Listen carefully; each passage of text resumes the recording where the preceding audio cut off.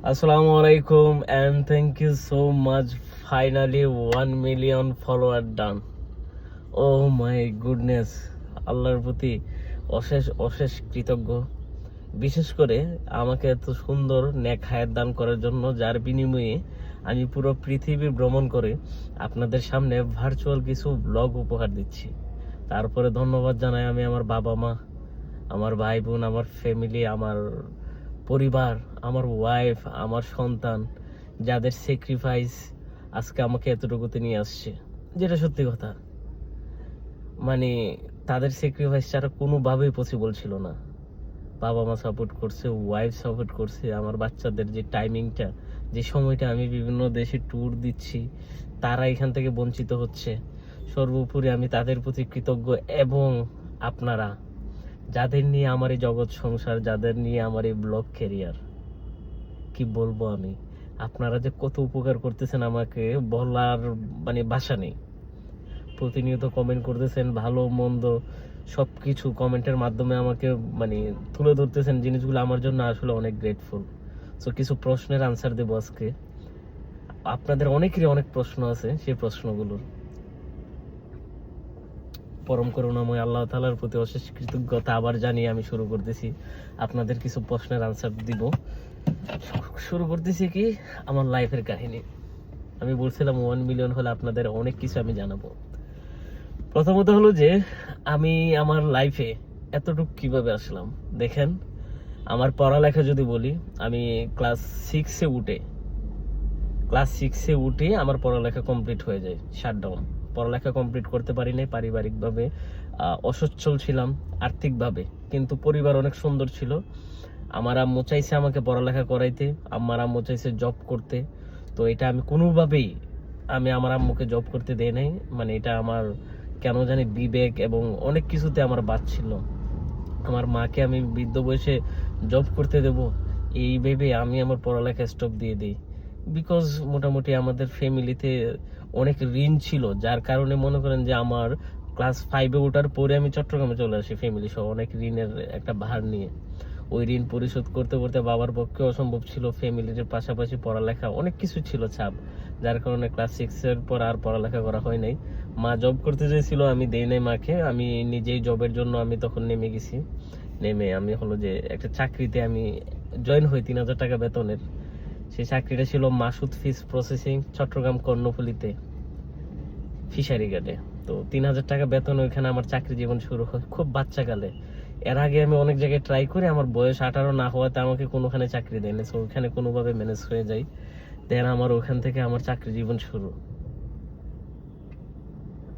চাকরি জীবন শুরু হওয়ার পরে আমার লাইফে স্ট্রাগল শুরু হয়, তার থেকে আরো 2-4 বছর পর। এর ভিতরে আমি গার্মেন্টসেও চাকরি করি, তার ভিতরে পানের দোকান দিই ব্রিজ ঘাটে, চট্টগ্রাম কর্ণফুলীতে। তো লাইফে ভ্যান গাড়ির পিছনে ঠেলা দিতাম, কর্ণফুলী ব্রিজে গিয়ে 2 টাকা 5 টাকা 10 টাকা নিতাম। ফ্যামিলি জানতো না এগুলো, সবাইকে জানাইতাম না, আব্বা আম্মা এগুলোকে। আমার টাকা দরকার ছিল, যেটা সত্যি কথা। এগুলো এই না যে আমার বাসা থেকে প্রেশার দিত, কিন্তু আমার মনে হতো আমার ইনকাম করা জরুরি, আমার আর্ন করা জরুরি। তারপর হলো যে আমি রাজমিস্ত্রির কাজে ঢুকে যাই, বেতন ভালো ছিল, দৈনিক 250 টাকা দিত। তো 3,000 টাকা বেতন থেকে 250 টাকা হলো যে মাসে আমার 7.5 থেকে 8,000 টাকা পাইতাম।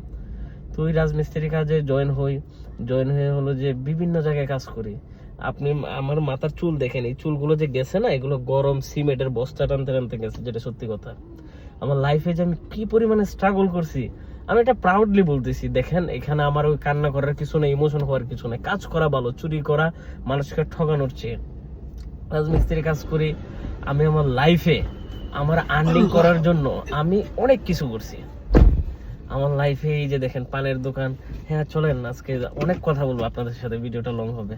পানের দোকান, রাজমিস্ত্রির কাজ, পেঁয়াজের ব্যবসাও করছি, এরপরে ভ্যান গাড়ি দিয়ে পেঁয়াজ বিক্রি করছি। তারপর নতুন ব্রিজে তখন হলো যে ঠেলা দিয়ে গাড়ি উঠানো লাগতো। তখন হলো যে আপনার ছিল, লোয়ার ব্রিজ ছিল, ওই 10 টাকা 2 টাকা 5 টাকার জন্য লাইফে কত কিছু করতে করতে করতে করতে একটা সময় বিয়ে শাদী করি। বিয়ে শাদী করার পর আমার অনলাইন ইনকামের প্রতি খুব ঝোঁক, মারাত্মক লেভেলের। কিভাবে আর্ন করা যায়, কিভাবে কি করা যায়, এগুলো মাথায় প্রচুর পরিমাণের ভার ছিল। এই যে আমার ব্লগিং কেরিয়ারে এই ভারগুলোই আমাকে আজকে এখানে নিয়ে আসছে। তখন থেকে অনলাইনে কিছু করার উদ্দেশ্যে আমি হলো যে যাই ইনকাম করতাম, তখন নতুন নতুন বিকাশ আসে। এরপর বিয়ে শাদী করার পরে তো বিকাশে কি করতাম, প্রত্যেক মানে মাসে কাজ শেষে 50 টাকা 100 টাকা করে জমাইতাম। মানে আমার যে কি ক্রিয়েটিভিটি দেখেন, ওই 50 টাকা 100 টাকা জমাইতে জমাইতে জমাইতে জমাইতে মোটামুটি একটা অ্যামাউন্ট জমাই। এর ভিতরে রাজমিস্ত্রি কাজ করতে গিয়ে রায়হান ভাই নামে একজন আছে, যিনি আমাকে নোয়াখালীতে নিয়ে তার আপন খালার কাজের এখানে নিয়ে আমাকে মিস্ত্রি বানিয়ে দেয়। তখন মিস্ত্রির যোগ্য ছিলাম না, খুব ভালোবাসতো আমাকে। লাইফে অনেক ভালোবাসার মানুষ ছিল আমার পাশে। সবগুলো তো বলা পসিবল না, তবে ওনার অবদান আমার আছে। কিছুদিন আগে নোয়াখালীতে ওনার বিয়ে খেয়ে আসছি, উনি আমাকে মিস্ত্রি বানিয়ে দেয়। এই যে 50 টাকা 100 টাকা জমাইছি, এগুলো জমায়া আমার বিজনেস মাইন্ড দেখেন কোনখান থেকে শুরু। মিস্ত্রি হওয়ার পরে আমি আগে সেন্টারিং এর কাঠ বাঁশ এগুলো কিনে ফেলি, ওই জমানো টাকা দিয়ে এগুলো ভাড়া দিতাম।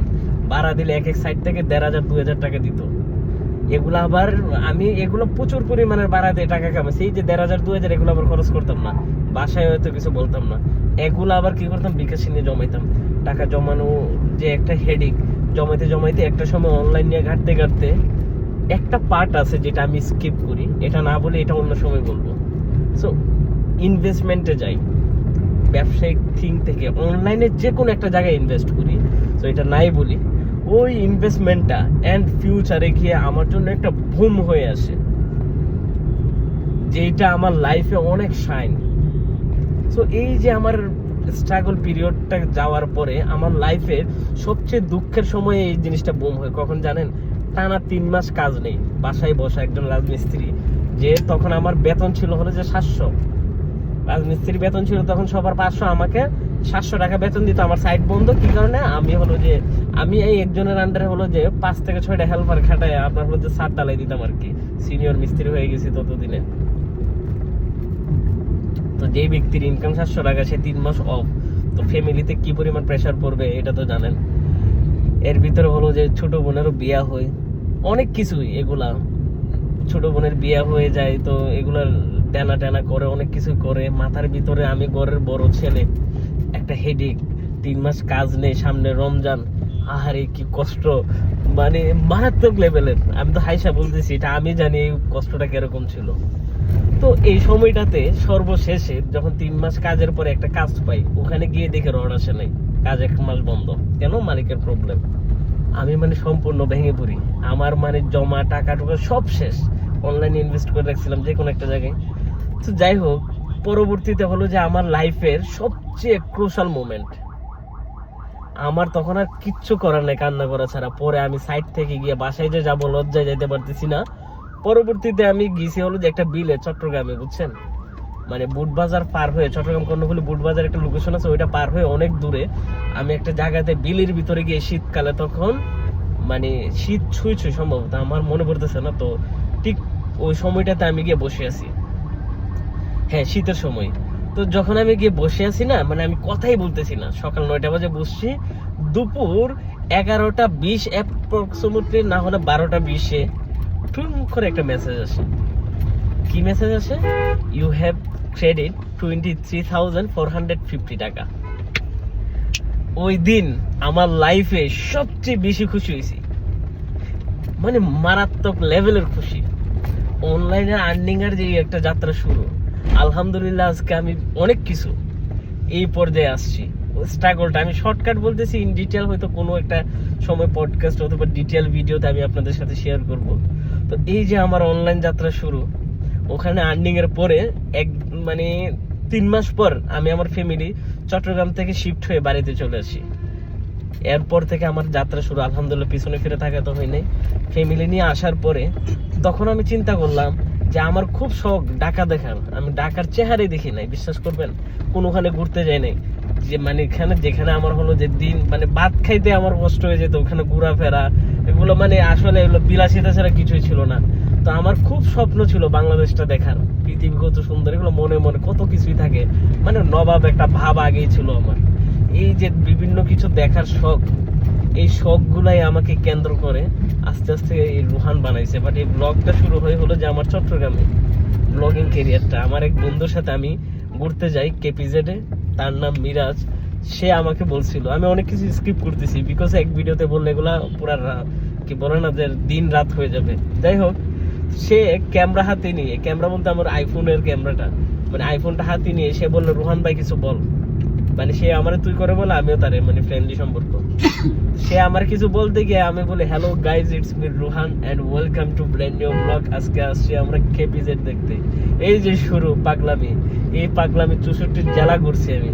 64 জেলা ঘুরতে গিয়ে ফিনান্সিয়াল এত আহামরি, মানে আমার এত টাকাও ছিল না যে আমি ভিআইপি ভাবে ঘুরবো। এই আপনার বিভিন্ন ট্রেনের টিকিট পাইতাম না, বাসে বমি করতাম, ট্রেনের ইঞ্জিন রুমে গিয়ে বয়ে বয়ে টিকিট ছাড়া দাঁড়ায়া বৈশা শুয়ে কত রাত ওর ঘুমায় আমি গেছি। আমার সাথে আমার অ্যাসিস্ট্যান্ট ছিল হান্নান, তারও আমি নিয়ে গেছি। তো যাই হোক, ওরও অনেক কিছু আছে অবদান। তো তাকে নিয়ে নিয়ে বিভিন্ন জায়গায় ঘুরছি আমি। সে খুব ভালো এডিটিং পারতো, মানে সে ওই জমানায় ওই আমলে আমার জন্য সে একটা প্লাস পয়েন্ট ছিল। তো সে ভিডিও এডিট করতো, আমি ব্লগ শুট করতাম। তারপরও কেন জানি বেটে বলে মিলতেছে না, মানে ভাইরাল হচ্ছে না, কিছু হচ্ছে না, বাট তার কাজ ভালো ছিল। এভাবে করতে করতে 64 জেলা টান, টাকা পয়সা কিছু হয়েছে। পরে চিন্তা ভাবনা দেশের বাইরে যাব, পুরো বিশ্ব ঘুরবো। সবকিছু শুনতে অকল্পনীয় লাগলো, এটাই কিন্তু বাস্তব। বিশ্ব ভ্রমণ করার জন্য প্রথমে ইন্ডিয়ার ভিসা করতে যাই। আমি একটা গ্রাম থেকে উঠে আসা একটা ছেলে, আমার এনআইডিতে ভুল, আমার আব্বার বাপের নামে আমার নামে ভুল, দুনিয়ার হেড বেতে কৃষ্ণা না আছে বিজনেসের ট্রেড লাইসেন্স, কেমনে ভিসা করবো? এগুলা নিয়ে 7 বার রিজেক্ট খেয়েছি ইন্ডিয়ার।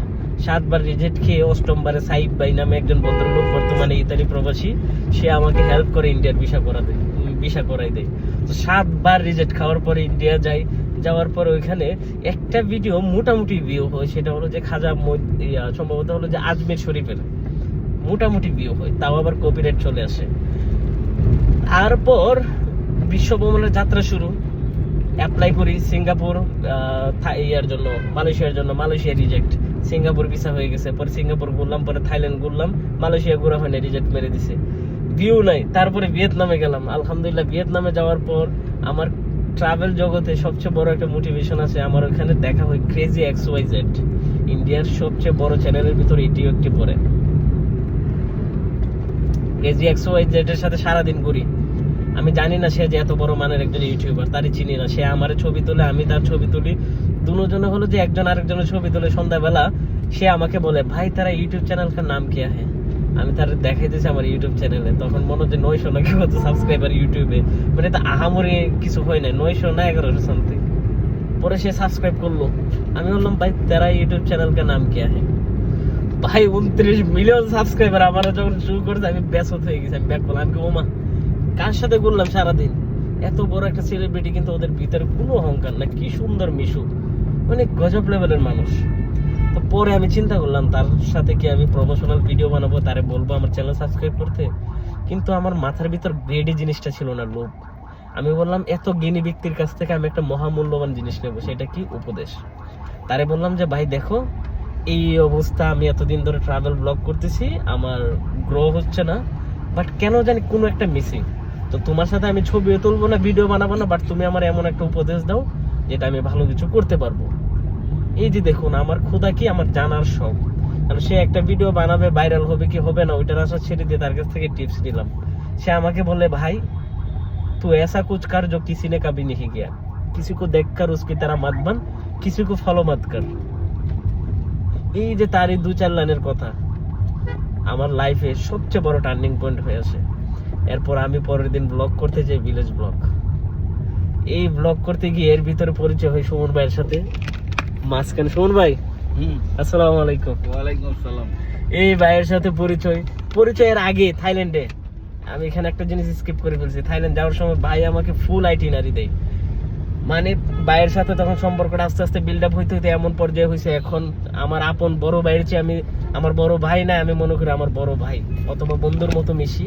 তো শ্রদ্ধা করি বড় ভাইয়ের মতো। আমার লাইফের সবচেয়ে বড় মানে ব্লগিং জগতে আরেক টার্নিং পয়েন্ট, ভাইয়ের সাথে পরিচয় হয়ে। এই যে গ্রামীণ জীবন, ভিলেজ ব্লগ, ভাই বলতেছে ডিফারেন্ট কিছু করেন, মানে আমাকে মোটিভেট করতেছে, আমাকে বোঝাচ্ছে, আমাকে বলতেছে, সবসময় বলতো আমি আপনার নেগেটিভ পয়েন্ট গুলো তুলে ধরবো, আপনার সাউন্ডের সমস্যা, আপনার এটা সমস্যা, এটা সমস্যা। ভাই কিন্তু বলতো, আমার ভালো লাগতো, মানে এমন ভাবে বলতো, মানে জিনিসটা অন্যরকম। তো আমার তখন সাউন্ডের সমস্যা ছিল, ডিজে আর কি মাইক টাইক দুনিয়ার গেজেট মেজেট কিনতেছি তখন। এই যে আস্তে আস্তে আমার এই জিনিসগুলা ইমপ্রুভমেন্ট হচ্ছে। পরে হঠাৎ একদিন মানে তখন আবার ওই ভিয়েতনামের দু একটা ব্লগ 20,000 10,000 করে ভিউ হচ্ছে, ডিফারেন্ট কিছু। পরে হলো যে উজবেকিস্তান যাওয়ার জন্য একটা ইনভাইটেশন আছে বাইরে। আমি বলি যে ভাই উজবেকিস্তান নামে একটা দেশ আছে, এদিকে আসুন ভাই, আপনি একটু নাই, উজবেকিস্তান কি যাওয়া যাবে কিনা? পরে ভাই আমাকে কি বললো ভাই বলেন। হ্যাঁ, আমি প্রথমে বললাম যে আমাদের এই অঞ্চলের মানুষজন ওই রাশিয়ান বেল্টে খুব একটা যায় না এবং মানুষের জানার আগ্রহ এই জায়গা থেকে ভালো কিছু হতে পারে। আর উজবেকিস্তান মুসলিম সংস্কৃতির দিক থেকে একটা ভালো একটা দেশ, যেগুলি অনেক কিছু জানার আছে, যেগুলি আমার নিজেরও জানার ক্ষুধা ছিল। মানে আমি চাইছিলাম যে নিজেদের কাছ থেকেও কেউ কিছু একটা জানুক। এই থেকে আমি রোহানকে বলা যে আপনি ওই যে ইয়েটা করেন, যে উজবেকিস্তান ব্লগটা করেন, এটা ভালো হবে। এবং কিছু কিছু আমার জানা মতো না, কারণ আমি এমনিতেও ব্লগ দেখি, প্রচুর পরিমাণ ব্লগ দেখি। এই অভিজ্ঞতাটা থেকে আমি মানে কিছু ডিফারেন্ট কিছু কান্ট্রি, যে জায়গায় মানুষ খুব একটা চলাফেরা করে না, সেই জায়গাগুলিকেই আমি একটু এক্সপোজ করতে চাচ্ছিলাম আর কি, যে ওনার মাধ্যমে। তো ওটা যাওয়ার পরে বিশেষ করে যেমন কিছু আপনার যে বেশ কুজনের ভিডিও দেখলেন, চেরি বাগানের ভিডিও দেখলেন, বান্ধবী ব্লগ স্টার্টিং ওইখান থেকে শুরু। বাইরে বলা, ভাই বলে যে চেরি বাগানকে একটা ভিডিও করবেন, আমাকে আগেই বলে দিছে। এই যে একটা থিং, চেরি বাগান দেখার জন্য আমার বান্ধবীর সাথে যোগাযোগ করি, উনি আমার আসলে বান্ধবী। তার সাথে যোগাযোগ করার পর সে ভাই তাসকিন থেকে উরগেঞ্জের টিকিট পাঠাই দেয় আমাকে। ওখানে যাওয়ার পর আমার মাইন্ড ব্লো হয়ে যায়, আমাকে নিয়ে চেরি বাগানে ছেড়ে দেয়, বান্ধবীকে নিয়ে ভিলেজ ব্লগ, চেরি বাগানের ব্লগ, এগুলা এখনো ছাড়লে মিলিয়ন ভিউ হয়। ওই ভিডিও 100 মিলিয়নের উপরে আমি ভিউ আনছি ওখান থেকে, এবং আমার লাইফের শাইনিং শুরু হয় এখানে। এবং যেখানে মিলিয়নের যাত্রা যে শুরু, আজকে আমরা 1 মিলিয়ন ফলোয়ার গেইন করছি, প্রত্যেক মাসে 100-150 মিলিয়ন ভিউ আনি। আলহামদুলিল্লাহ, এই যাত্রা আমরা মিলিয়ন থেকে বিলিয়নে যেতে চাই ইনশাল্লাহ। মানুষ স্বপ্ন থেকে, আমার মতো লোক 1 মিলিয়ন ফলোয়ার আমি কল্পনা করি নাই। আমি সর্বোচ্চ যে আমার 10,000 1 লাখ যদি হয়ে যায়, আমি তো নাচতে নাচতে শেষ। সেই জায়গায় 1 মিলিয়ন ফলোয়ার যেহেতু হয়েছে, ইনশাল্লাহ আমরা কোনো সময় 1 বিলিয়ন ভিউ ক্রস করব। এটা আমার ড্রিম। স্বপ্ন দেখলে বড় দেখা লাগে, ছোটখাটো দেখে লাভ নাই। এই যে যাত্রা শুরু, এর ভিতরে আপনাদের আরো কোয়েশ্চেন আছে, ইনকাম সোর্স, এটা নিয়ে আমরা ডিটেইলে আলাদা ব্লগে বলবো। আমার যাত্রা ওখান থেকে শুরু হয়ে আজকে এই পর্যায়ে আসা, কত দেশ, কত ভ্রমণ, কত গল্প, এক ভিডিওতে কি সব বলবো? আশা করি আপনাদের অনেক কিছুর প্রশ্ন এই ভিডিওর মাধ্যমে পেয়ে গেছেন। এবং আমি বৈবাহিক, আমার 2টা মেয়ে, একটা ছেলে আছে, আমার একটা ওয়াইফ আছে।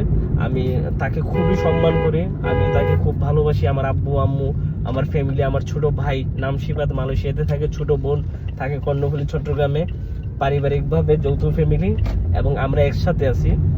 আমার পরিবারের প্রতি আমার খুব মানে আমি খুবই ভালোবাসি আমি আমার ফ্যামিলিকে, এবং আমার ফ্যামিলি খুবই সাপোর্টিভ, মানে খুবই। বাট এর ভিতরে অনেক কিছু যেগুলো স্কিপ করলাম, সেগুলো হয়তো আমরা অন্য কোনো এক সময় বলবো। আশা করি আমার সম্পর্কে আপনাদের অনেক ধারণা হয়েছে ইনশাল্লাহ। দোয়া করবেন আমি রোহান যেন আপনাদেরকে আরো অনেক দূর, আরো অনেক দেশ দেখাতে পারি। আমার জন্য জাস্ট একটাই জিনিস, প্লিজ দোয়া করবেন আমার জন্য, কারণ সুস্থ থাকাটা আমার জন্য খুব জরুরি, পুরো পৃথিবীটা দেখা জরুরি।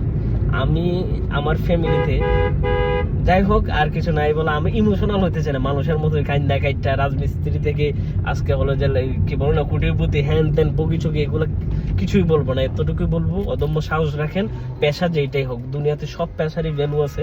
রাজমিস্ত্রি বলে কারো সিম্পিতি নিতে চাই না, কাজ করেন, সৎ থাকেন। একটা উপদেশ, যে সৎভাবে যদি কাজ করে, আমার রাজমিস্ত্রি জগতে আমার এক উস্তাদে বলছিল, তুমি যদি সৎভাবে 6 মাস কাজ করো, লাইফে তোমার পিছনে ফিরে থাকাইতে হইব না। সৎভাবে কাজ করেন, পরিশ্রম করেন, এবং সবসময় খেয়াল রাখবেন অন্যের ক্ষতি না করেন। আপনি যদি কারো ক্ষতি না করেন, স্বয়ং আল্লাহ তাআলা আপনাকে বিভিন্ন বিপদ থেকে উদ্ধার করবে। এত দেশ ঘুরে আমি এটা বুঝতে পারছি। So thank you so much.